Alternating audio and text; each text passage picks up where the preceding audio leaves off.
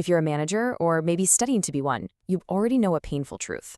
Rolling out a new system, a shiny new metric, or a new process across a company, yeah, it's almost never easy. People push back. But today, we're looking at change management with the highest stakes imaginable. Welcome to this explainer. We are diving into an absolute masterclass on how incredibly powerful incumbents resist top-down organizational change. We're drawing directly from this fascinating academic study by Helene Weiss and Isabel Huault on something called institutional maintenance. So here is the core dilemma we're exploring today. How exactly do you resist a change that claims to be, well, perfectly rational and efficient without just looking like you're stubborn, or worse, that you hate progress? I mean, when leadership drops a new plan in the name of modernization, transparency, or mechanical objectivity, pushing back against that is incredibly tricky. To understand the true mechanics of this kind of resistance, we are looking at the over-the-counter, or OTC, financial market. And to put this into perspective, we are talking about a staggering $632 trillion ecosystem. That is an almost unfathomable amount of money. In the wake of the financial crisis, this massive, highly concentrated market faced a coercive regulatory overhaul by the European Union. The goal? Transform it into a highly organized, totally transparent system. Naturally, the incumbent investment banks, who obviously had a lot to lose here, pushed back hard. We're going to map out this exact corporate dynamic across 6 quick sections. First, the threat of standardization. Second, regulating the invisible market. Third, the ultimate resistance strategy. Fourth, arguing market nature. Fifth, the inertia of practice. And finally, number 6, lessons for change leaders. Let's get right into it. Okay, starting off with section 1, the threat of standardization. Rationalization versus the incumbent. You see, whenever leadership, or like in this case, a powerful state regulator, pushes for rationalization and transparency, it instantly threatens the entrenched discretion of the veterans who actually operate the current systems. It's a push for what academics call commensuration. Basically, that means taking different, complex qualities and forcing them into a single, standardized quantitative metric. It's trying to replace trust in individual experts with trust in numbers. But for the elite financial institutions running these OTC markets, this meant losing their ultimate freedom to design and price totally bespoke, custom contracts. Which brings us to Section 2, regulating the invisible market, and specifically the MiFID II battleground. So the MiFID II regulatory project was this incredibly long, arduous effort aimed at coercively dragging these bespoke, invisible trades out into the light onto transparent electronic platforms. Think about it. For decades, regulators actually had zero real-time information on transaction prices in this space. Now, they suddenly wanted to convert these bilateral closed-door markets into a modern, transparent setup where prices are public and free competition just dictates everything. And what's fascinating here is the absolute clash of worldviews.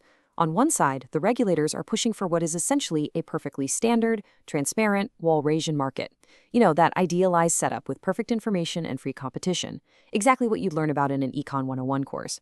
But the banks, they view their market completely differently. To them, it's a highly bespoke, private, relationship-based ecosystem. It literally doesn't fit into the neat little standardized boxes the regulators are trying to build. Moving on to Section 3, the ultimate resistance strategy, fighting progress. So how do incumbents actually fight a highly legitimate authority that's pushing for seemingly objective rationality? How do they do it without looking like the bad guys? Well, they engage in what academics call institutional maintenance.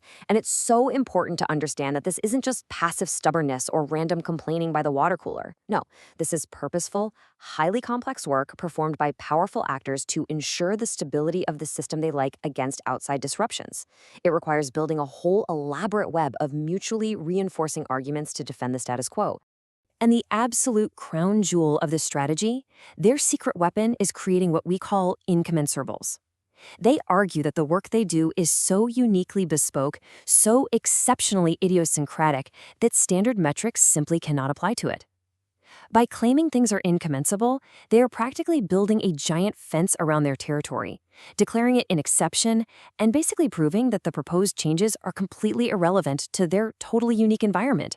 Let's look at how they did this in Section 4, arguing market nature, or the idea that a price is not a price. To pull this off, the banks first went right after the fundamental nature of their environment. They deployed these really specific arguments, claiming that standard economic theories, like the efficient market hypothesis, well, they just don't apply to their unique turf. They argued their domain is this exclusive specialists market that frankly doesn't need retail-level protections.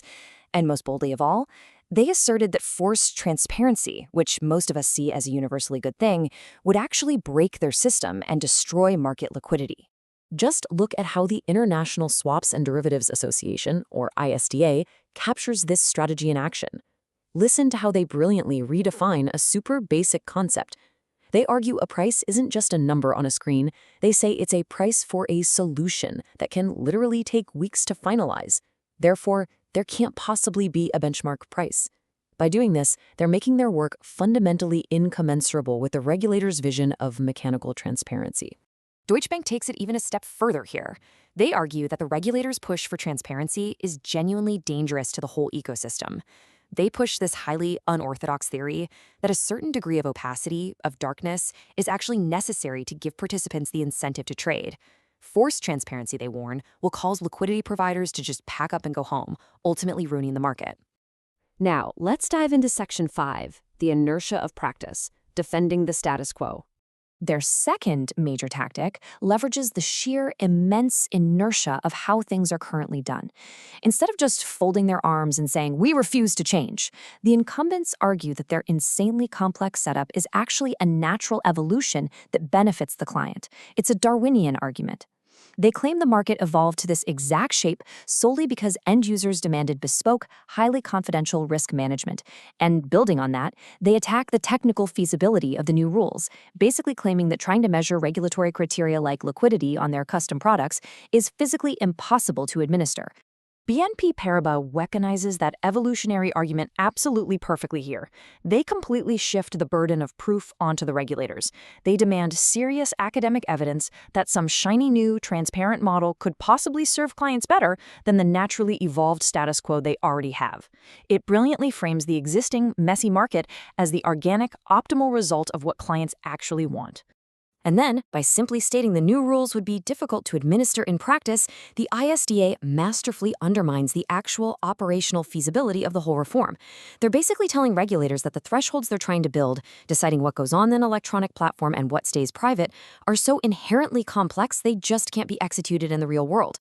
The logic is brilliantly simple. If it's impossible to measure, it's impossible to regulate. Okay, bringing this home with Section 6, Lessons for Change Leaders, Recognizing Resistance.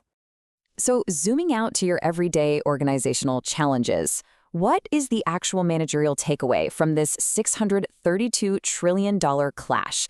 Well, as a manager rolling out a new system, you have to be able to neutrally recognize these exact arguments so you can understand the true mechanics of resistance inside your own teams.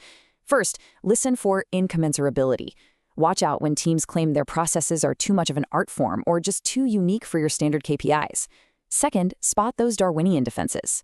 Recognize when resistance is framed not as self-preservation, but strictly as protecting the client's bespoke needs. And third, rigorously evaluate feasibility claims. You've got to dig deep when your veteran incumbents insist the new processes are practically impossible to implement. I really want to leave you with this final thought to reflect on as you navigate change in your own organization. Next time you face serious pushback against a new system, are those unique processes truly incommensurable and impossible to measure?